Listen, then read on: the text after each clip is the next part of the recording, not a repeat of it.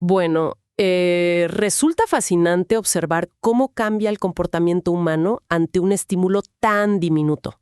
O sea, piensa por un momento en esa pequeña luz verde junto a la cámara de una computadora portátil.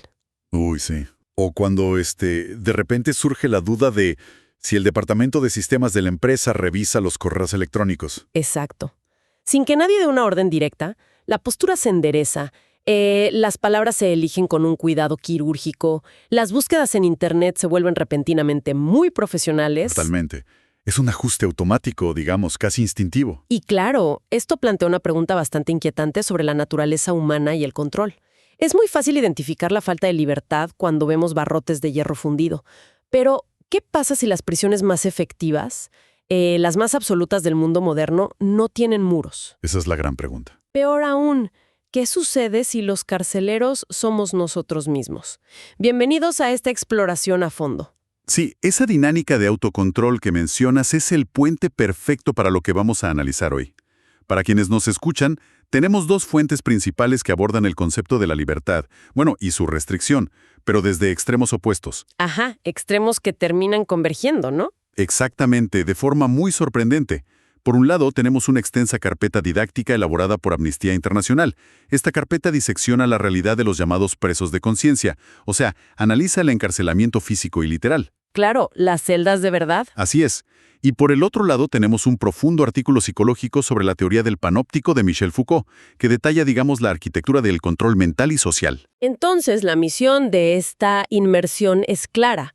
El objetivo es entender cómo el poder restringe la autonomía humana, trazando la evolución desde la celda de concreto hasta esa prisión invisible que instalamos en nuestra propia mente.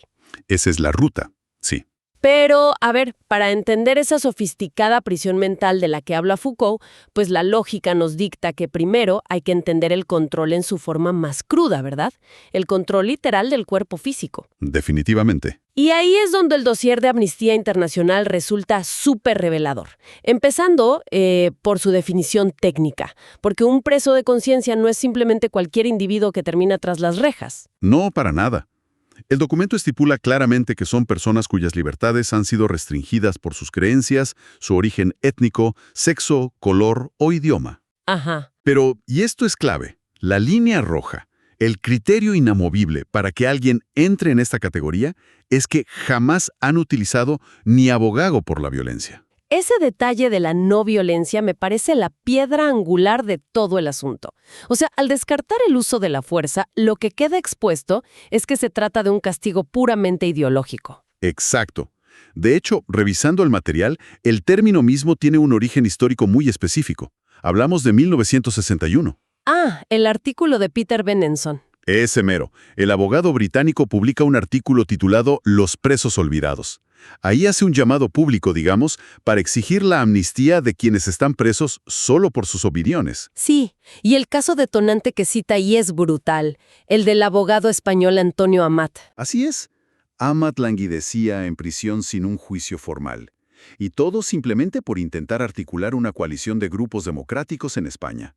A partir de esa chispa, de esa indignación, es que nace Amnistía Internacional. Es increíble. Y el reporte de Amnistía no se queda solo en el siglo XX. Nos demuestra que esto de castigar el pensamiento es una tradición humana, pues, antiquísima. Sí, viene de muy atrás. Menciona figuras que toda nuestra audiencia seguramente tiene en el radar. Sócrates bebiendo la cicuta por su famosa funesta pedagogía. Galileo enfrentando a la Inquisición o, Gandhi en las prisiones del Imperio Británico. Ejemplos del libro, claro. Y al leer esos nombres en la fuente, la imagen que me viene a la mente es la de esos canarios que los mineros solían llevar a las minas de carbón. Ah, claro, para detectar el gas. Exacto. El pájaro, por su sensibilidad, era el primero en dejar de cantar y asfixiarse cuando había una fuga de gas tóxico, y así salvaba a los mineros. Pues personajes como Sócrates o Gandhi operan igual, detectan la falta de oxígeno democrático antes que el resto de nosotros. Es una analogía perfecta. Su encierro es esa alarma temprana, ¿no? Nos avisa que el aire de la libertad en una sociedad se está volviendo letal. Así es. Y siguiendo esa misma línea, el análisis de estos casos históricos y actuales revela una fractura gigantesca en el diseño de los estados modernos.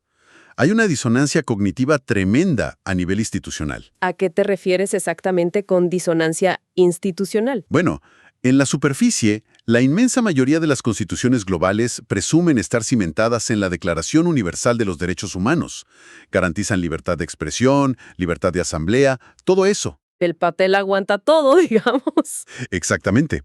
Pero en la práctica, la maquinaria del Estado utiliza su monopolio de la violencia legal para aplastar cualquier divergencia que amenace su narrativa central. Claro. El documento evidencia que los tratados se firman con muchas sonrisas en asambleas internacionales, pero en la penumbra, las estructuras de poder siguen viendo el libre pensamiento como una amenaza existencial, algo que debe ser neutralizado físicamente. Y es ahí, al profundizar en el documento, donde la narrativa abandona rápidamente a estas grandes leyendas históricas y se vuelve mucho, mucho más sombría. Sí, se vuelve algo cotidiano. Porque la cruda realidad estadística es que la gran mayoría de los presos de conciencia no tienen páginas dedicadas a ellos en los libros de historia. Son rostros completamente anónimos. Ciudadanos de a pie cuyas vidas son trituradas por actos de una cotidianidad pasmosa. Y hay uno que la verdad resulta particularmente difícil de asimilar. El de Namat Sisa. Sí, el caso en Etiopía. Namat Sisa fue detenida junto a su esposo. Y lo crítico, lo verdaderamente desgarrador aquí, es que ella estaba embarazada de 7 meses. 7 meses, es increíble. ¿Sí? Pertenecían a la etnia Oromo y el Estado sospechaba, sin presentar ningún cargo formal, que tenían simpatías con un grupo de oposición. Y bueno, Namat termina dando a luz dentro de la prisión. ¡Qué pesadilla! Y empeora. Su bebé, Amon Sisa, contrae una infección viral debido a las condiciones insalubres de la cárcel. Esto le provoca un daño cerebral y un retraso permanente. ¡Wow! O sea, es la destrucción colateral de toda una familia. Y todo motivado, en el fondo, por la mera pertenencia étnica. Ni siquiera por una acción, por ser quienes son. Y lamentablemente no es un caso aislado en el texto.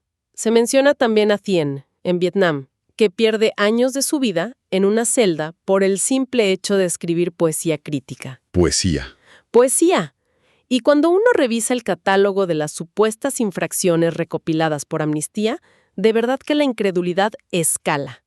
Hablamos de represión estatal brutal por delitos, entre comillas, como enseñar a leer a adultos en los suburbios. O ejercer la objeción de conciencia y negarse a tomar un fusil. Exacto, o pedir un salario digno, organizar una reunión sindical, ser homosexual o incluso desafiar leyes contra el matrimonio interracial. Y aquí la verdad yo tuve que hacer una pausa al leer esto. ¿Por qué? Entiendo por qué un dictador teme un intento de golpe de Estado. Eso tiene lógica dentro de su paranoia. Pero ¿cómo es posible que el acto de enseñar el alfabeto o la decisión de amar a alguien de otra raza detonen el mismo nivel de represalia y movilicen a toda la maquinaria represiva del Estado? Es una excelente pregunta. Para desentrañar esa paranoia, hay que entender la sociología del poder autoritario que expone el documento de Amnistía. El poder absoluto no se sostiene únicamente por la fuerza bruta. Ajá. Se sostiene por una narrativa de superioridad y orden estricto. Por lo tanto, el poder no solo castiga acciones ilegales, castiga identidades. Castiga el simple hecho de ser. Exacto. El caso de enseñar a leer es un ejemplo perfecto.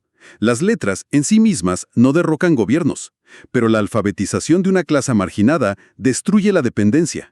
Elimina el monopolio de la información que tiene el Estado. Te da herramientas para pensar por ti mismo. Y en cuanto al matrimonio interracial o la homosexualidad, dinamitan directamente la ideología pura. Y esas categorías rígidas sobre las que un régimen, ya sea fascista o teocrático, fundamenta su control social. O sea que el verdadero delito para ellos no es lo que estas personas hacen, sino lo que representan. Tal cual. El documento hace mucho énfasis en esto al citar a grupos históricamente oprimidos. Menciona a las mujeres o a las poblaciones esclavizadas en diferentes épocas. Su subyugación no respondía a acciones subversivas concretas, ¿sabes?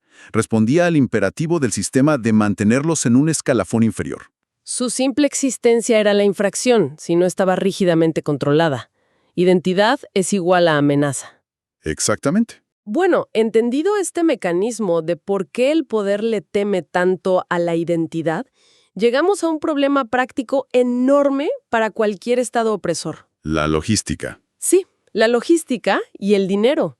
el aparato necesario para cazar a todas estas personas, armar juicios, construir las prisiones físicas, pagarle a los guardias, mantener a los disidentes aislados, todo eso es un desastre financiero. Y ni hablemos del costo político y diplomático. Tener a organizaciones internacionales como la misma Amnistía lanzando campañas globales de denuncia, eso desgasta a cualquier gobierno. Claro. Entonces, si la fuerza bruta resulta ser tan ineficiente, tan ruidosa y tan cara, pues el poder inevitablemente tiene que evolucionar. Tiene que volverse más sutil. Y esa evolución hacia algo invisible, según nuestra segunda fuente del día, curiosamente no comenzó en un régimen totalitario moderno, sino en el respirador de un filósofo inglés llamado Jeremy Bentham. Así es, Jeremy Bentham. A finales del siglo XVIII, este filósofo buscaba, digamos, la máxima eficiencia en el control humano y diseñó un modelo arquitectónico muy peculiar llamado el panóptico. El famoso panóptico. Sí, la raíz de la palabra ya nos resume todo. Pan significa todo y óptico es visión. Es una estructura diseñada literalmente para la omnivisión, y el análisis psicológico que hace el texto sobre este diseño revela una maquinaria de control perfecta. A ver, dibujemos un poco esto para la audiencia. Imagina un edificio completamente circular, ¿no? Un anillo gigante. Exacto. En el anillo exterior están las celdas, completamente separadas entre sí. Esto es para evitar que los prisioneros se comuniquen. Y en el centro geométrico del círculo se alza una gran torre de vigilancia. Pero, y aquí viene la innovación letal de Bentham. No es la torre en sí lo que controla, sino sus ventanas. Las ventanas opacas. Exacto. Están cubiertas con persianas o cristales oscuros. O sea, el guardia que está en el centro puede ver absolutamente todo lo que pasa en cada una de las celdas que lo rodean. Pero el prisionero, cuando mira hacia el centro, solo ve una torre oscura. Ese es el truco. Jamás puedes saber si, en ese instante preciso, los ojos del guardia están posados sobre él. No sabes si el guardia está dormido, si está leyendo, o si siquiera hay un guardia en la torre. Es escalofriante. La genialidad retorcida de esto radica en la simetría de la información. Volviendo a la analogía que hacíamos al principio del episodio, de nuestra inmersión, sobre la luz verde en la cámara web. O, por ejemplo, las cámaras oscuras tipo burbuja que hay en los supermercados. Sí, las del techo. Esas. Al no saber si nos están mirando, si hay alguien del otro lado de la pantalla o si la cámara está rota, el cerebro calcula el riesgo y automáticamente nos obliga a asumir que la vigilancia es total y constante. Enderezamos la postura. Exacto. Y fíjate que ahí el peso del control sufre una transferencia magistral. Se traslada de los hombros del carcelero a la propia psicología del recluso. El prisionero se vuelve su propio guardia. Así es. Al interiorizar esa torre de vigilancia, el prisionero comienza a gestionar su propio comportamiento segundo a segundo. Se produce un cortocircuito en la necesidad del castigo físico. El látigo o los barrotes de hierro se vuelven, hasta cierto punto, obsoletos. Porque la incertidumbre hace el trabajo sucio. Exacto. El poder se desmaterializa. Ya no reside en el músculo del guardia, reside en la mente del individuo vigilado. Este individuo se convierte simultáneamente en la víctima de la represión y en el autor de su propio encierro. Es brillante y aterrador. Lo cual nos lleva directamente al punto de inflexión donde esta teoría arquitectónica del siglo XVIII choca de frente con nuestra realidad cotidiana actual. Entra Foucault a la escena. Así es. En 1975, el filósofo francés Michel Foucault rescata este diseño del panóptico de Bentham. Pero el ensayo psicológico que estamos revisando subraya algo clave. Foucault no saca esto a la luz para hablar de cárceles. No, para nada. Foucault postula algo mucho más masivo. Él dice que la sociedad moderna entera, en la que vivimos hoy, es un panóptico a gran escala. O sea que las paredes de concreto ya no son necesarias. Exactamente. Argumenta que la dinámica disciplinaria se ha infiltrado en las estructuras básicas por las que transitamos, desde que nacemos hasta que morimos. Foucault acuña un término para esto: la sociedad disciplinaria. ¿La sociedad disciplinaria? Sí, las instituciones adoptan este mismo mecanismo para clasificar, corregir y normalizar a la población. Analiza, por ejemplo, el diseño de una escuela tradicional. A ver. La disposición de los pupitres, todos enfrentados al escritorio central del profesor, no es una mera casualidad decorativa. Facilita esta vigilancia asimétrica. Y en el entorno corporativo ocurre exactamente lo mismo. Claro, me vienen a la mente esos grandes espacios de oficinas abiertas, los famosos open plan, donde ya ni siquiera hay cubículos. Cualquiera, tu jefe o un compañero, puede pasar por detrás y ver tu pantalla. Es un panóptico moderno. Y ni hablar del rastro forense que dejamos con la tecnología. Cada clic, cada mensaje, cada interacción digital es monitoreada. Todo está estructurado para que el sujeto se sepa permanentemente visible, rastreable y sobre todo evaluable. De hecho, el artículo detalla los engranajes psicológicos detrás de esto y menciona el concepto de condicionamiento operante. Sí, un clásico de la psicología conductual. Para quienes nos escuchan y tal vez no dominan esta jerga, el condicionamiento operante básicamente significa que modificamos nuestras acciones en función de anticipar una recompensa o un castigo. Ajá, premio y castigo. Exacto. Si asumo que la sociedad me mira, pues inhibo el comportamiento que se considera desviado para no ser cancelado, despedido o reprobado, y al mismo tiempo emito el comportamiento aceptado para recibir validación, un salario a fin de mes o una buena calificación. Es una coreografía constante. Y además, el artículo sobre Foucault señala que esta vigilancia no solo aplica a temas laborales o académicos formales, se inmiscuye en las esferas más profundas y privadas. Busca la normalización de los cuerpos, llega a dictar qué impulsos, digamos, incluso en temas de sexo o relaciones, son aceptables y cuáles ameritan el ostracismo social. Sí, moldea hasta lo que creemos que deseamos. Pero a ver, aquí quiero frenar un segundo y jugar un poco al abogado del diablo. Adelante a ver. Porque al leer los argumentos de Foucault, surge una duda inevitable.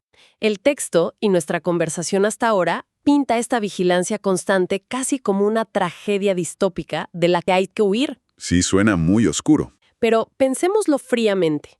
Si el miedo a esa torre de vigilancia invisible es lo que asegura que un conductor frene cuando la luz del semáforo está en rojo, o que no haya agresiones o acosos en una oficina, o que los estudiantes mantengan el respeto mutuo en un aula, ¿no es ese condicionamiento algo inherentemente positivo? Es un punto súper válido. Entonces, ¿por qué el ensayo psicológico asume que esta internalización de las normas es una herramienta tan perversa si al final del día es lo que previene el caos total? Es un punto de debate crítico que el mismo artículo aborda.